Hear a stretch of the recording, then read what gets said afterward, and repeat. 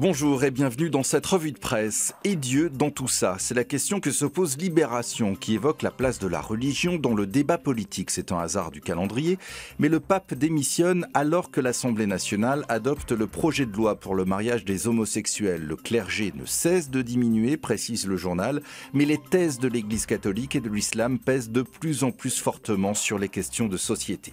Mais le débat sur le mariage pour tous n'est pas terminé, rappelle le Figaro. Il se poursuit au Sénat avec justement l'audition des religieux qui ont rappelé à nouveau leurs inquiétudes avec quelques questions philosophiques à la clé telles que la différence sexuelle est-elle une inégalité? Le mot de la fin revenant aux bouddhistes qui ont expliqué qu'ils se sentaient peu concernés dans une religion qui ne prévoit tout simplement pas de sacrement du mariage. L'autre grand titre de la presse, c'est le rapport de la Cour des comptes qui n'est pas bon. Pour le Figaro, la France ne pourra pas tenir l'objectif des 3% de déficit. Même avis chez nos confrères des Échos, à la une, chiffres à l'appui.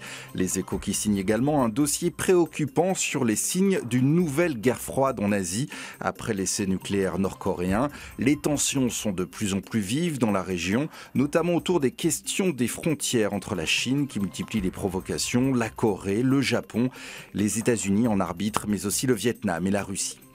Un héros de guerre oublié, c'est-à-dire dans Libération. Il s'agit du soldat américain qui a tué Ben Laden. Cet homme, usé par 16 ans de mission spéciale, n'a pas tenu et a quitté l'armée à 4 ans de la retraite. Il vit aujourd'hui sans ressources et se sent totalement abandonné.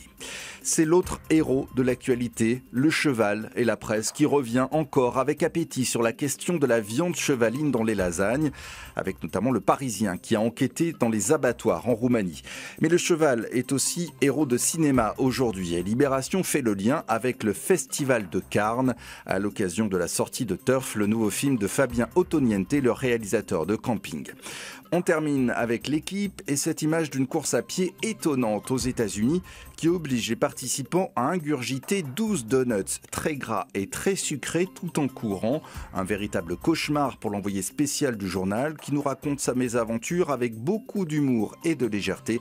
C'est ainsi que l'on se quitte. À demain.